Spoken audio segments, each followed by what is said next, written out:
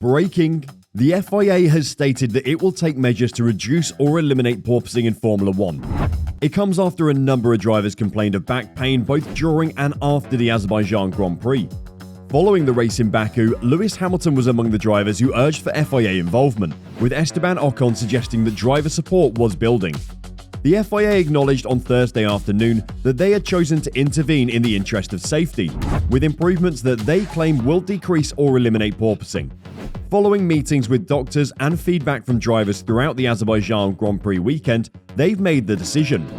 Well, what is the FIA's strategy for reducing or eliminating porpoising? The FIA issued the following statement ahead of the Canadian Grand Prix weekend. The FIA has published a technical directive to provide direction to the teams on the steps it plans to take to address the matter. These are some of them. 1. Closer scrutiny on the planks and skids, both in terms of their design and the observed wear. 2. The definition of a metric based on the car's vertical acceleration that will give a quantitative limit for acceptable level of vertical oscillation. The exact mathematical formula for this metric is still to be analysed by the FIA, and the Formula 1 teams have been invited to contribute to this process. Prior to track action in Montreal, the FIA will have a technical conference with teams to define steps that will reduce the propensity of cars to exhibit such phenomena in the medium term. The FIA intends to create a metric based on vertical acceleration that will provide a quantitative limit for allowable bouncing levels. Undercar planks and skids will be scrutinised more closely, both in terms of design and wear. The teams that are bouncing the most, such as Mercedes and Ferrari, may suffer as a result. They will no longer be able to drive their cars in such a way that they bounce a lot, despite the fact that their bouncing setups are typically faster. Meanwhile, teams like Red Bull, which have yet to be severely harmed by porpoising, can continue to operate their cars without significant changes. So what can the teams do to minimise the porpoising and follow the new rules? The simplest way to decrease the impacts of porpoising is to raise the car's ride height. As a result, the car is raised off the ground and cannot be drawn in so close to the ground by downforce that it bottoms out. The FIA has already stated that they intend to inspect undercar planks and skids for deterioration caused by high-speed bouncing on the tarmac. Increased ride height has a direct impact on the F1 car's ground effect, resulting in less downforce, less grip, and slower lap times. As a result, teams have started driving their cars as low as possible to the ground. However, the exact methods the FIA will take to combat porpoising are unknown. Therefore, Ferrari and Mercedes and other teams dealing with extreme bouncing may be able to get away with it. They will unveil their new rules before the race in Montreal and will take into effect immediately. The FIA will introduce immediate anti-porpoising measures, which will be implemented for the Canadian Grand Prix weekend, with anyone who may not comply risking disqualification from the race. What are your thoughts on the soon-to-be implemented rules? Did the FIA do the right thing by implementing new rules, even though it may hurt some of the teams more than others? Let us know in the comments down below. But what will the FIA do to monitor the bouncing in the coming races?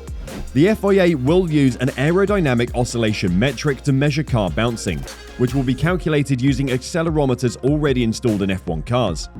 These accelerometers can detect vertical oscillations among other things.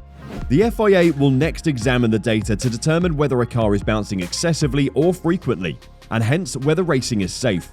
The FIA will create an AOM matrix based on the data collected by the accelerometers to calculate a specific parameter.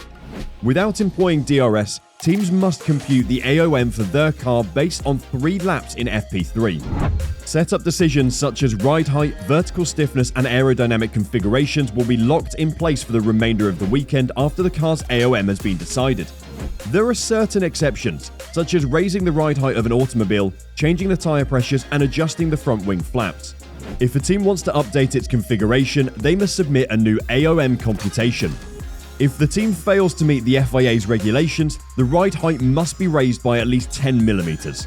These new rules are bad news for teams like Mercedes and Ferrari, who are still enduring a lot of bouncing. It could mean that they must mitigate their porpoising by increasing their ride height, thus losing pace, which will mean that Red Bull, who doesn't endure porpoising, will become even more stronger at the front of the grid. The FIA will make a number of exclusions for the Canadian Grand Prix weekend due to the team's short time to guarantee their cars pass all testing. For example, the floor may be reinforced with an extra stiffening stay, installed further forward than the one already in place and attaching the chassis to the top of the floor, only for this race weekend. Furthermore, teams can stiffen the top surface of their flooring in ways that may or may not entirely comply with current requirements or partially protrude outside the regulated volume. Any infractions made in the name of reducing porpoising will, however, be overlooked for this weekend. This could mean that for this weekend, only some teams are able to run an illegal setup. So this could mean that Mercedes and Ferrari will be able to up the pace for this weekend by adding some normally illegal measures to cut out the bouncing whilst keeping the performance. And it's highly likely the teams will take this chance to try and maximize the score for this weekend. But if these rules do turn out to be beneficial, the FIA will try to introduce them for the long term as soon as possible. If these solutions prove to be effective, they will be formally introduced at a future Technical Advisory Committee meeting. The International Automobile Federation will therefore seek approval from the World Motorsport Council as soon as possible. A WMSC meeting is scheduled for the end of June. So what will this mean for the teams in the long run? As mentioned earlier, Ferrari and Mercedes are probably going to be the teams who are hurt the most by these measures. As Red Bull isn't porpoising that much and the teams behind them, McLaren and Alpine, aren't porpoising that much either, which could mean they could catch up to Ferrari and Mercedes in the coming races. Mercedes, on the other hand, at least the drivers, could benefit from these rules as throughout the Azerbaijan Grand Prix weekend, Mercedes W13 was regularly seen bouncing. In Baku, the team's motorsport strategy director, James Vowles, said that the team has gone too far with their setup direction, pushing the package and our drivers too far in search of performance. Over the course of the race, Lewis Hamilton was heard publicly complaining of back troubles on team radio, but the former world champion drove through the discomfort to finish fourth. On Mercedes' YouTube channel, Vowles verified that Hamilton's assertion that his seat had gone cold at one time was actually numbness that had set in.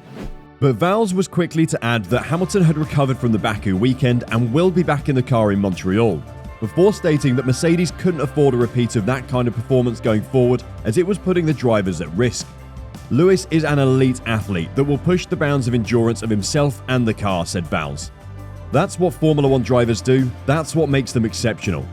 On this occasion though, we pushed the package and our drivers too far. We're putting them into significant discomfort and we simply can't do that again. Our drivers are not the only ones suffering. You'll see in the media a number of comments from a number of drivers who are equally in discomfort and pain. And we have a responsibility now to make sure that this doesn't carry on. In the meantime, Vowles predicts that the Mercedes duo of Hamilton and George Russell, who finished third in Azerbaijan, would be closer to the leading Red Bull and Ferrari cars in Montreal than they were in Baku, where Russell was the team's top qualifier but finished P5 over 1.3 seconds off the pace. We didn't expect perhaps the drop back as much as we did in Baku, but that provided a platform to learn from, said Vowles. Montreal isn't going to be substantially different to the last two races. I think we will still have a package that isn't at the front on merit. Red Bull and Ferrari will still be the benchmark that we have to compare ourselves to. I think, though, that the large gap that you saw in qualifying in Baku perhaps won't be that big in Montreal. It'll be back down from where it was, and as we go through all the races from then onwards, I'm fairly sure we'll find small steps and developments that push us back towards the front. Plenty of changes are to come this weekend, with the teams needing to comply with new FIA rules. Mercedes and Ferrari are the teams expected to be hit the most by these new rules. So it will be interesting to see their approach to the race this weekend. But don't forget that for this weekend only, they're able to run some illegal parts to cover up the bouncing. What do you think about Mercedes and Ferrari's chances to win this weekend? Let us know in the comments. Subscribe and like the video if you've enjoyed the video, and we're excited to see the race unfold.